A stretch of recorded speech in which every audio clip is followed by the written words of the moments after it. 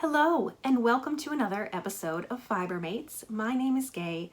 I'm a knitting technical editor and avid knitter living in Melbourne, Australia. Before I go any further, I would like to acknowledge the traditional owners of the land on which this episode was recorded, the Tongarong people, as well as the Wurundjeri people of the Kulin Nation where I'm located recording this introduction. This episode is part 2 of a technique deep dive into yarn substitution. A few weeks ago, I met up with Susanna Cartinen, the designer of Susanna and Co. patterns, and we talked all about yarn composition, yarn construction, and yarn substitution. And we ended up with over 2 hours of content. So I've broken it down into more manageable chunks of episode so you can jump in and jump out and get all of the information. Susanna is just really knowledgeable when it comes to yarn substitution. She is originally from Finland, so has experience with many European yarns as well as those that we can more easily find in Australia. I hope you enjoy this second installment and I'll see you at the end. Should we move on to construction? All right, let's do construction. So we've got construction kind of lined up really mainly to talk about wool or other animal fibers basically are processed. Yep. Major types of construction. We've got spun yarn, so yarns that are plied and twisted. We've got unspun yarns, which are yarns that are basically combed down into a fiber that's knittable. And it doesn't have any twist to it. So None at all. I think it's kind of what does get twisted. To make a plied twisted yarn, then that would be twisted, I think. I'm sure someone will correct me, but I think it's called the sliver. Okay. When it comes out of the machine before it goes into the spinning. And I thought it was a sliver, but I don't know English. Spelled the same thing. It's spelled the same way. Again, let us know in the comments. Yeah, I have no idea actually.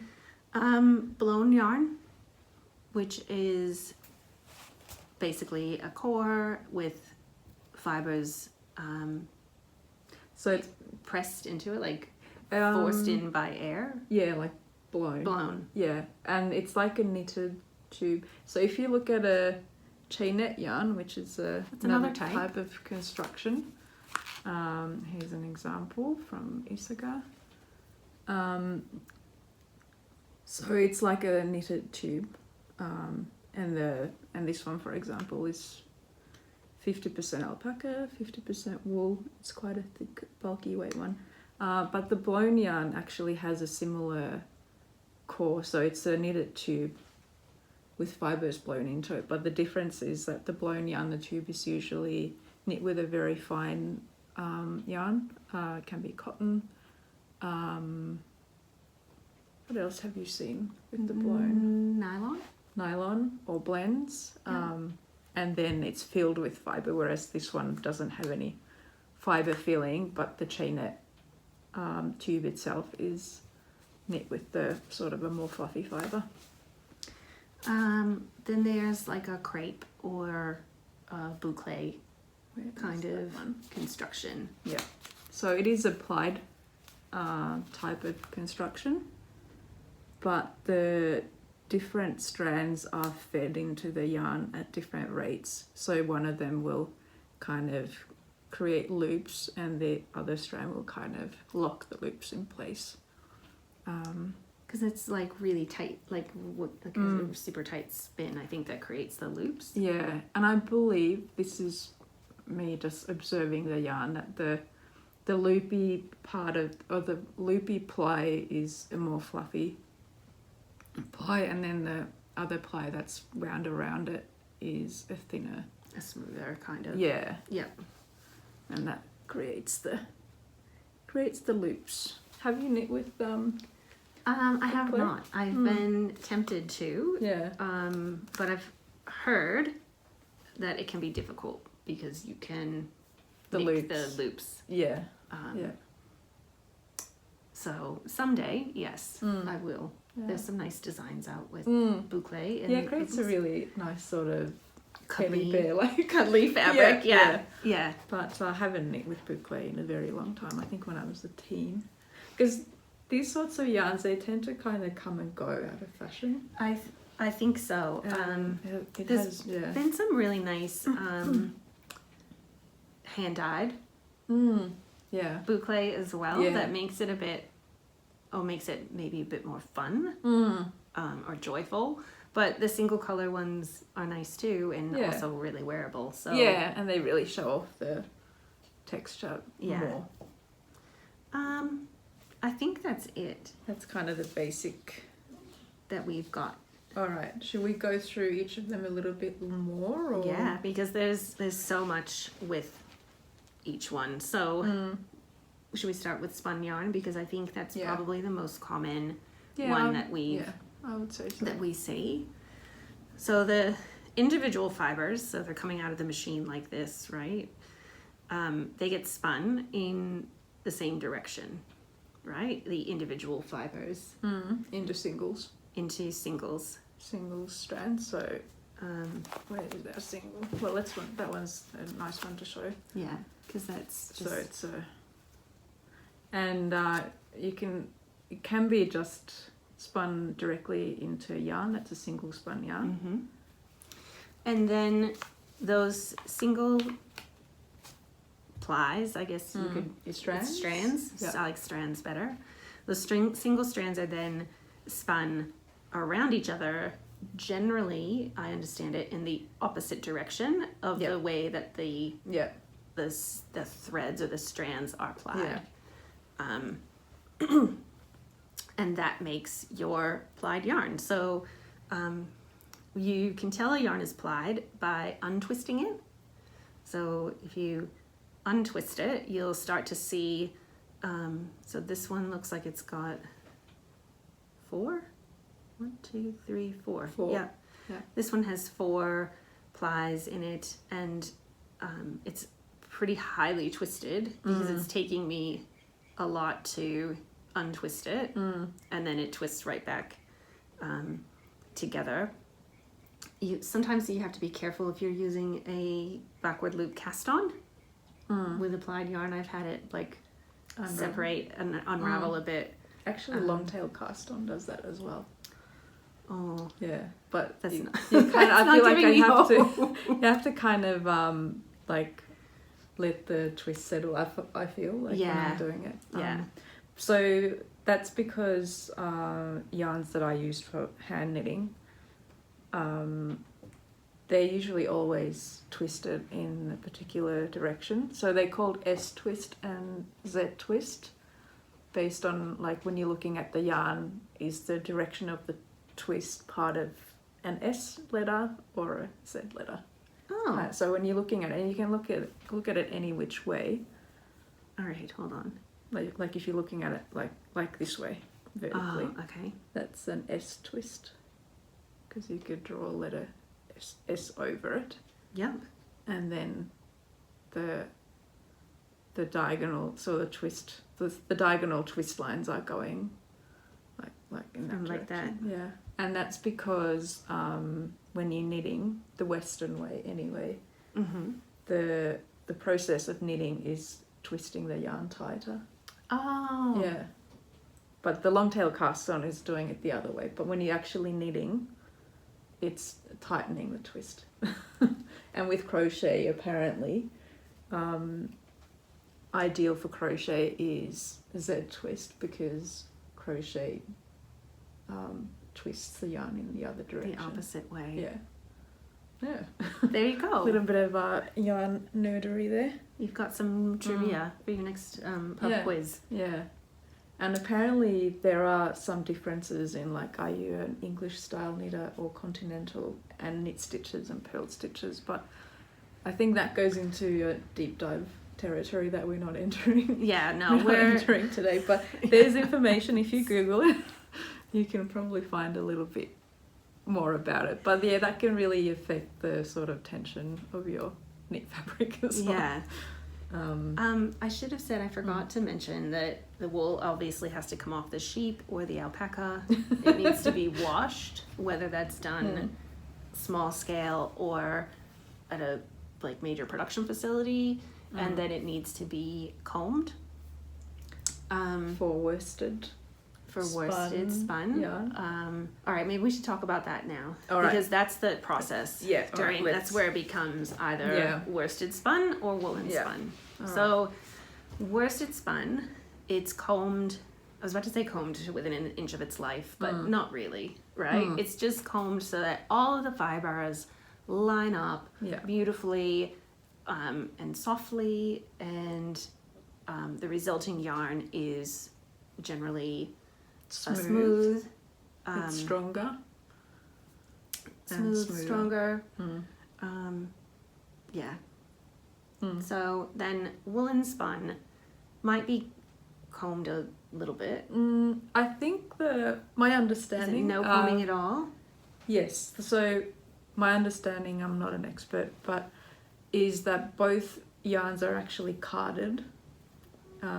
I mean, there's a few more steps in the process that we're just skipping over here, but broad strokes, after scouring, they get picked where all the vegetable matter is taken out, and then after that, I believe it all gets carded. Yep.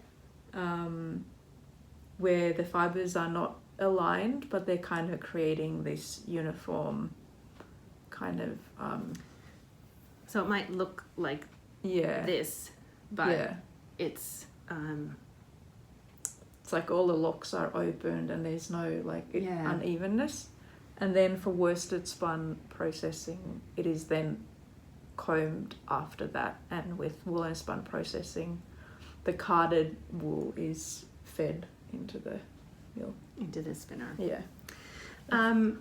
Just to make things kind of confusing, you can have a semi-worsted yarn as well, where there's, I think, a bit of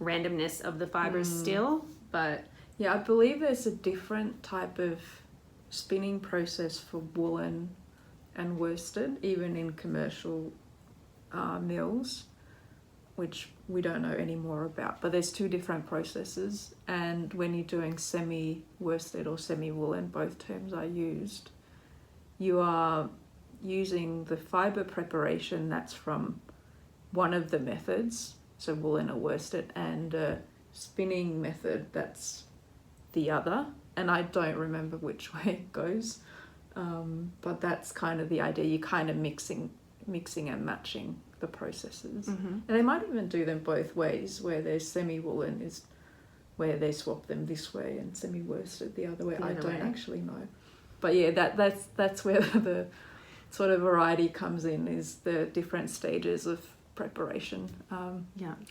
Maybe you should do an episode with someone who knows a little bit more about fibre processing. I'm thinking about that in my mind. Okay. So I hope we're not making any wrong statements here. Please do correct us if we are. But yes. In general terms, that's kind of how we believe it goes. And I suppose as it relates to substituting yarn, identifying what type of yarn you have or are thinking about using, that's really where you'll need it, rather than, I mean, having an understanding of the technical aspects of production is also amazing, but it's not as relevant as understanding what it means for the actual yarn. And also worth mentioning that with plying, as we mentioned, there's different types of plied yarns. There's a single, and then there's a 2-ply, and these are not weights now, these are just structures. That's, I guess, one confusing thing, because yarn might say it's 2-ply and you might think, oh, that's a lace weight yarn, but it could be theoretically could be a bulky yarn. Yeah, just a that just two-ply has two. or two-strand construction, and the terminology varies a little bit, but the number of plies has an impact on the yarn properties as well. So a single spun yarn, and also not just the number of plies but how tightly it's twisted. So the more twisted and the more plies, as a general rule, makes a stronger yarn. So the looser spinning and the less plies, the softer the yarn is. So that's something to consider in terms of the durability and the strength of the garment. So for socks, for example, that's why sock yarns tend to be high twist, and multiple plies, and usually with the fibre content that gives it that extra durability, because merino as a fibre is not very durable, so adding nylon, which is commonly done, gives it that extra durability. Blue face Leicester is another. Yeah. We didn't talk about that before when we were talking about sheep. We missed that one. But is also a really good, strong, maybe perhaps stronger than merino. Yeah. Sock yarn. I actually prefer BFL for socks. I think For the BFL. durability. I think BFL also has a bit more natural luster. Yeah. And I think the micron count, which is another topic that kind of relates more on the fibre side, but different breeds, but also just different animals, like the fibre that they are producing, like the individual strands have a thickness, and that's and the unit for that is micron, and that has an impact on the strength and durability of a yarn, as well as feel. Yeah, definitely. But not directly related. Depending on the other properties of the fibre, it can feel, and how it's processed, it can feel softer or coarser, even if it's the same micron. Like it can feel very different based on the breed and how it's put together. That's right. Yeah. That's right. I mean, look at this. If we can just compare this, if you can, I don't know if you can see it, but the Icelandic sheep has more, much more halo. Sorry, yes, than just hairs, kind of the Manchalope, but that's I think as a result of the Icelandic. the hairs, like the sheep that. Yeah, because with the Icelandic wool, it actually has the guard hairs mixed in, and it makes it more durable, but there you can kind of see. That can also, if you easily get, like if wool feels itchy, then wool that's prepared in a woolen spun way, or like these ones, there's going to be more like hair ends poking at you. Yeah, so the sensitivity. There's just Yeah. another factor that you have to think about. So worsted spun is a better method of preparation. You might prefer that if you're sensitive. Yeah, because there shouldn't be as many ends poking out. And another thing,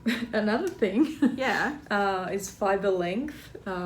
Just as a side note, that really impacts how the yarn behaves during processing. That's right. And also the end product, and also the itchiness factor because of the number of yarn ends. In the fibre, and that's also a factor in pilling, which we haven't discussed. No, because it's the longer fibres, less pilling. Shorter fibres will pill more, so because they kind of just come up, like they're not tied into the structure of the yarn, so they're like loose, and then they come up, and when you rub, they'll make a little ball. And I also think this is a little bit of a speculation from me, I don't know, but I think having different fibre lengths as well will create more pilling, because the shorter fibres will they want to get out more. So I also have an anecdotal tip for fibres that you think might pill. If you hold them with a like merino silk or alpaca silk, I think they pill less. Okay. Interesting. So you think the long silk fibres are kind of They kind of hold things. holding them in? Hold things in. Yeah. like the Yeah. the girdle of yarn. Where are we? I don't know. Where are we? I keep taking us on side tracks. I'm sorry. So spun yarn, best uses for worsted spun. I think it's an all-rounder. Yeah. Really, depending on the blend, you can use it for socks. I like having some nylon in my sock yarn. I know. Because I wear my socks a lot. So I do too. And I do wash them in the machine as well. I've tried that and I won't do it again. Anyway. I'm really rough on my socks. They go in with everything. They're not in a bag. They don't get any fancy treatment. So my sock yarn needs to be superwash. Another topic we haven't mentioned yet. Yeah, that's, I feel like, is a deep dive. Yeah, that's a whole other topic. And it does... Well, what we'll say at this point is that a lot of wool yarns these days are available or are superwash treated, and it does make the fibre behave differently. So if you have a superwash and a non-superwash wool, even if all the other properties are technically the same, they are going to behave differently. So it's something to be aware of as well, because superwash yarn is more slippery and will have more drape and potential to grow in blocking after you've knit it as well. So yeah, something to be mindful of. But otherwise, I think it's a workhorse, right? You can use it for anything. Yeah. Sweaters, hats, accessory, other shawls, accessories. And I think if you have this sort of idea of what, like, if you think of yarn, like sort of the stereotypical yarn, what it looks like, then I guess for most people that might look like a worsted spun yarn. Yeah. If you ask AI for a picture of yarn, you're probably going to get worsted spun. Yeah. And it's it's durable. It has a nice sort of round shape. It's great for texture. It shows off texture really well. But I think the weaknesses, if we have weaknesses for it, then color work might be. But not necessarily. I know. Because if you really want those crisp, like the crisp stitch definition, you can definitely knit color work with worsted spun, but it's harder to get it completely even. I think. I was just thinking, because it's more elastic, so you have to be more careful when you're tensioning the yarn, because if you really like stretching it while you're knitting, then it's easy to like make it too tight kind of thing. Yeah, and I think as well, if you're using, especially if you're using like a superwash yarn, if your floats are already like borderline too long, like sometimes I make mine, if that yarn really grows, then it might get, you might have more not gaps, but it might not kind of close up the way you think it might. Yeah, true. Or fill out. You know, some yarns will like bloom when they're blocked. Yeah. Which is more around the woolen spun yarns, which are great for color work. Yeah. Or more really like natural, untreated natural fibres. I think worsted spun yarns, they do bloom if they're not superwash. If they're not superwash. So then that's a superwash versus processing issue? I think so. But another one of these things, there's so many different variables. Preparing for this episode was like going down a rabbit hole. Yeah. Lots of little rabbit holes. I know. Yeah. So perhaps we leave it at spun yarn. It's an all-rounder. Use it for anything. Yeah. And it's an easy yarn to knit with, I think. Yeah. It's a really great one to start with. Yep. I agree. Because it kind of, it's very light on the hands. I think probably the lightest type of yarn, because it is elastic, but it's still fairly smooth as well. So it kind of moves nicely on your needles and in your hands. One more thing worth mentioning with the plies is that there are some differences in how yarn behaves based on how many plies it has as well. So the single yarn versus or 4 even plies or spun. even 2 ply. So single ply, 2 ply, and then 3 plus. They kind of behave differently because 2 ply doesn't create a smooth round yarn. It's kind of has a bit of a sort of coil shape remaining to it. Yes, I wish I had brought Holst Super Soft. I'm pretty sure is a 2-ply yarn. Yeah, I do have some. Oh, well, this one here. I think this one's so this is a that 2-ply? Jameson and Smith. This is a woolen spun yarn as well, so it's very. This is actually the sort of yarn that's like really great for color work, especially for the sort of Fair Isle look where you get that sort of blended soft color work look. It's kind of made for that. So it's a 4-ply weight. It's woolen spun and it's got 2 strands or two strand construction that are applied together. And the 2 strands is great for color work because it also creates more texture in the yarn where the yarn kind of wants to grip together even more because of that. And it's also great for lace knitting because it kind of creates lace work that wants to kind of stay open. Yes. Yeah, because the the yarn touching kinda parts are touching and the separate parts are separate. And because it's kind of a coil, it has a little bit more, it tends to want to like really open up the pattern, like the lace pattern. You have a lot of yarn overs and things like that, and 2-ply is great for open lace work, but not so great for cables or any other texture because it doesn't have that sort of plumpness to it in the same way. So any texture will look softer in the 2-ply yarn. Whereas this, I'm not sure, let's see how many plies this has. It's got 3 in it, and this for texture would be amazing. Yeah.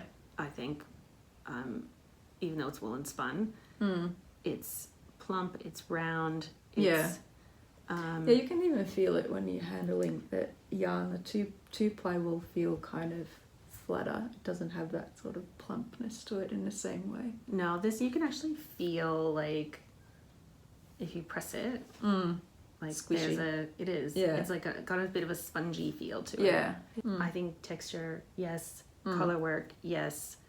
Would I use that for lace? With Maybe a chunky lace. There's some designs out there that are like a bigger. I think actually thinking about it now, what tends to happen with the very round and plump and elastic yarn when you're knitting lace work, because it's so elastic, it wants to kind of close in, and the lace stitches won't really be as open. Yeah. Whereas the 2-ply won't do that as much. Yeah, and then because the wool has memory, it will always try and come back together. Yeah. Yep. So there's more elasticity in there. Yep. In that sort of yarn. Unspun yarn. Unspun. Have you knit with unspun yarn? I have not yet knit with it. Yeah. I don't think I have either. I've Confession time. I know, right? Yeah. So what we understand is that it can be difficult because you can't just, this yarn, if you're knitting and you want to need a bit of extra, is you just woo and off it comes, and there's no problem with that. With unspun yarn, because it's so thin and delicate, you can't just rip at it off the Like it breaks apart very easily. Yeah. Oh. So even when you're knitting, you kind of have to be mindful of your tension. Yeah. Because it just comes apart. Clearly you need to have that on a day when you are not suffering from frustration or anger. Yeah. But the one thing generally about these types of yarn is you can just splice it back together and sometimes just splice it back together. True. Yeah, it's very forgiving. Going like that. Very forgiving like that one. The one thing that I think is really cool about this yarn, so it comes in these plates. So again, this is a Spanish version. This is the Icelandic version. I call these cakes. They are called cakes. Are they called cakes? And I've been calling them cakes. I have some of this but in different colors. So the ones they come in little plastic wrapped. It's a grey one. Great for colour work. Like you get really good. I've got a colorwork design in mind for these. And apparently with this Plötulopi you can replace Letlopi with this one, and it at the same gauge, but you just get a really airy light. Well, that's the thing. So what are these 100-gram cakes? I think. Does it say on the? I'm pretty sure they're 100 grams. 100. Yeah, they're 100-gram cakes. How many meters is there? It's 300 meters. So it's actually when you. Yeah. This is the other thing, right? So. If I see something that's 100 grams and 300 meters, I automatically think sport weight, right? But no. It doesn't say here on the label the needle size that's recommended. But yeah, I think with something like this, the needle size, you can actually get away with the range of needle sizes. Yeah. That's the same with any sort of fluffy yarn, whether it's fluffy because of the fibre or the construction. But the fluffy yarns, you can knit them at a looser gauge without losing the structure in the fabric as much as you would if you have a smooth yarn that has you'll get a very holey and drapey kind of fabric if you go too big. Yeah, natural. And lightness. So you'll get a really light but warm garment. I've seen some shawl patterns with unspun, which I think would be beautiful. Yeah. I might make another version of Anaras with this one. Oh, I think it should work really well. I bought, I've got yarn for Anaras, but I bought the Lopi. Yeah. Yeah. What else about unspun? Outerwear, sometimes it can be toothy. So people who are really sensitive to wool because of the guard hairs. Yeah, and also because the yarn ends are poking out. They're not although that's all pretty aligned. But that one feels really soft. I feel like this is really soft. I'm pretty sure they sell this at Sunspun now. Again, a spongy. It doesn't sound like a really nice adjective, but like. But also it feels like there's lanolin, like it has that sort of. Yeah, it's not dry. Yeah. Whereas that one feels rougher. It does feel rougher. It's just the guard hairs. Yeah. Yeah. It's the type of wool. Even as a yarn, it's rougher. Should we move on to blown yarn? Alrighty. So blown yarn, we already kind of touched on it. And this is not the best example. I couldn't find other yarn that had a really which is actually common in blown yarns. You have a white tube and then you have a colour, like a dyed fibre inside it, so the tube is quite visible. I'm thinking of, I think there's some like Concept by Katya yarns where you can really see that core. Yeah, and Camerose Snefnog. Yeah. Which I've used for the Jubel sweater. Yep. And Woolfolk Luft, I think, is another example. So the cord is, so it's a knitted tube and it's knit with a very thin cotton or cotton poly blend or similar, and then the fibres inside it tend to be alpaca or merino. I think those are the two that I have seen used. Yeah.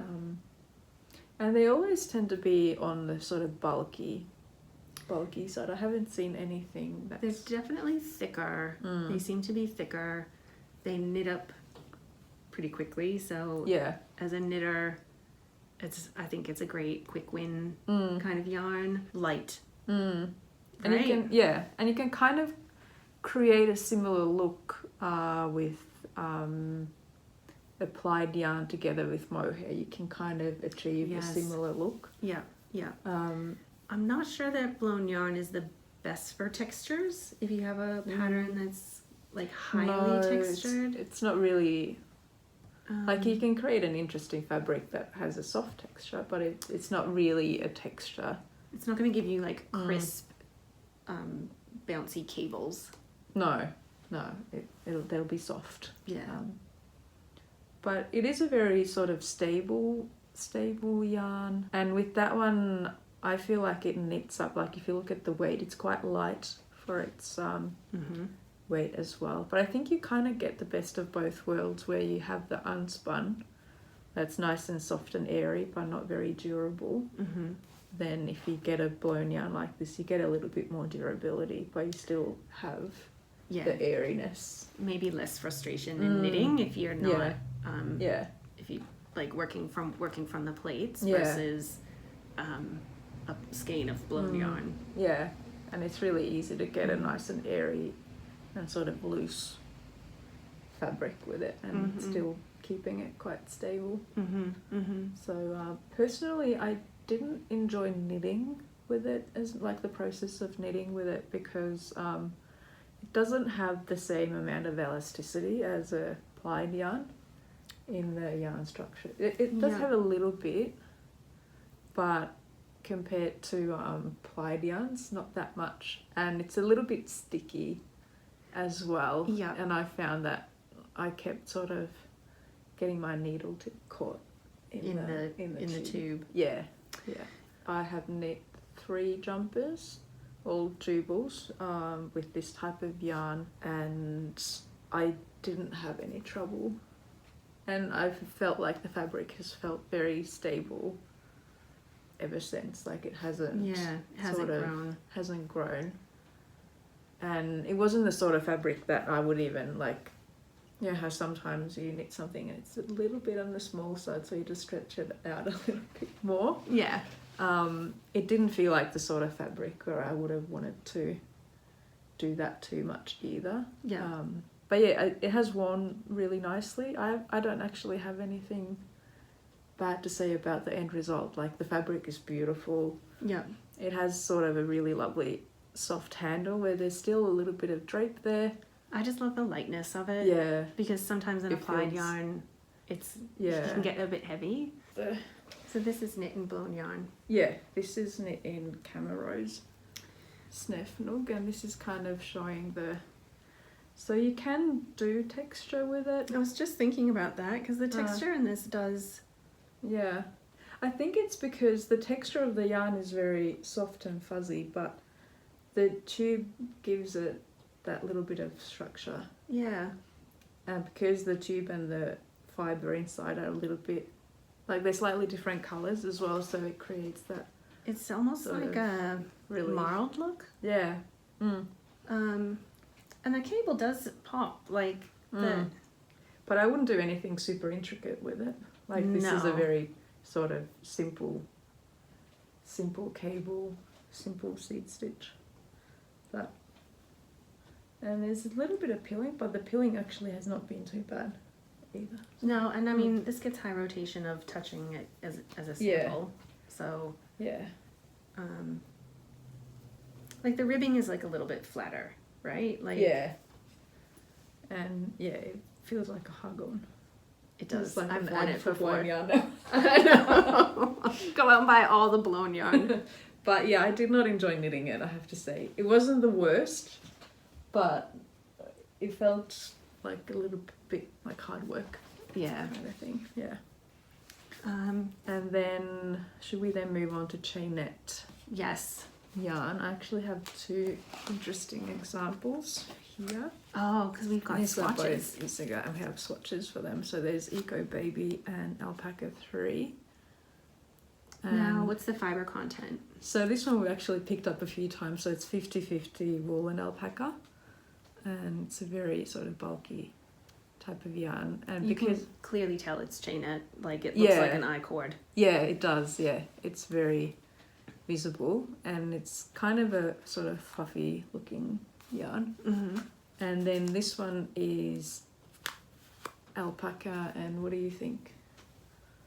Cotton. Yeah. So it's 68 baby alpaca and 32 organic cotton.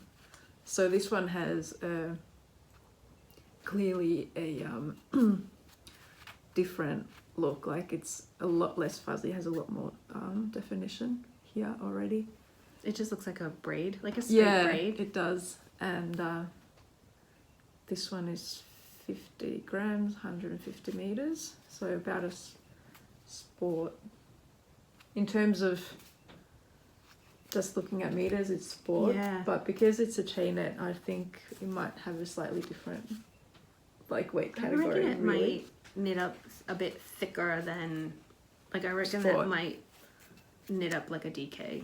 Yeah. And that's- this might knit up like a 12 ply. Yeah, I reckon. So this is 125 meters. Per 50. Yeah. So a 250. Like a DK, but really, Yeah. really bulkier than that. And I actually have 2 swatches. So that's the This one. packet cotton, and then that one. Just little test swatches to see how they behave. I was really surprised to see how Mm. the texture pops, especially in this swatch. Yeah, this one's actually shaker stitch, half fisherman's rib. This pattern here, and then that's just a little bit of stockinette. Yeah. One interesting thing about Chainette, I haven't knit with it a whole lot. Actually, this much. But I think this would be great for plant fibres when you want that little bit of elasticity in the yarn Ah. you don't get otherwise. I think this as a yarn, like it does have elasticity to it, and this is alpaca and cotton, so they're naturally quite unelastic fibres already. Mm-hmm. So doing chainette construction, and I've seen the Adds- chainette linen yarn as well. I haven't knit with it, Ooh. but I think that would kind of bring it a little bit of that bouncy elasticity that you naturally get in With plied wool. wool fibres. Yeah. So that's something that I would actually like to test. But just a little, a little thought. Yeah. But yeah, I don't really have anything else to add to chainette construction. Not being very familiar with it. I think it's again an Mm. all-rounder. I wouldn't shy away from like using it in a pattern where there's texture. Actually, looking at this little swatch, it's really it's stretchy. extremely stretchy. So I think with this one, that's something to Be mindful of. be mindful of, and maybe like with the needle size as well. Like look at depending It's on what almost you like a rib, yeah. right? Like that's the stockinette section there, and it's just like it's there. Feel it. Oh, Yeah. but it's very, very soft. Yeah, that one feels very nice. I would love that in a shawl, I think. Yeah, Like, that would make a very sort of cozy, but not too warm, kind of a... yeah. And then you don't have to Transcendental. worry about gauge as much, Yeah. right? Yeah, I think if you're concerned about gauge, you'd want to really focus on your needle size. And if you need something with structure, you'd really need to work on that. But you could always, I was just about to say, you could always put it with a mohair silk. Yeah. Or an alpaca silk. There you go. And that like can really help. Yeah. Because those yarns don't Stabilize. have, Yeah. These, Or or needle size or stitch pattern. yep. One of those. Yep. So your garter stitch is going to be ultimately stretchy versus down here where I think you've done a seed or a double moss, something like that. Yeah. That's got stretch, but not maybe as much as Yeah. just straight garter. Not quite as much. But yeah, as a sort of good example of that, that's why it is good to kind of pay attention to, especially if you're substituting a yarn for a pattern, it is good to be mindful of the different qualities of yarns, because if you want something with structure and you choose this yarn because you like how it looks or feels, but it doesn't have the structure, then you kind of have to work against the fibre a little bit. Exactly. And there are things that you can do, but why add that you might be aggravation? making your life a little bit more difficult. Yeah. I mean, been there, done that. But, you know. Thank you so much for joining us for part 2. I hope you have had some good takeaways from this episode. And before I leave you, I want to remind you of the 2025 Love Local Make-Along that I'm running with Karina Moore of Louie and Lola Yarns. This is a make-along for projects that use not only designs by Australian or New Zealand designers, but also yarn from Australian or New Zealand producers, dyers, or yarn shops. So if you finish an object that meets those criteria during the month, you can enter it either in the Ravelry thread, which is run in the Louie and Lola Ravelry community page, or on Instagram using the hashtag LoveLocal with a K or LoveLocal with a C. If you could please tag me and Karina, or tag me and Louie and Lola Yarns, so we see your post on Instagram. You'll go into the running for a wonderful prize. We've had prizes given out all year long. And let's see, the September theme is speckled yarn. So if your project incorporates speckled yarns in any way, you get a bonus entry into the prize draw. So I hope you have fun kind of picking out some projects for that. There'll be themes for October, November, and December as well. So that's it. If you've enjoyed this episode, please give it a thumbs up and consider subscribing to help the channel get more reach and let everyone know how amazing the Australian wool community is. All right, until next time, we'll see you next week for the final installment of this episode. And until then, happy making.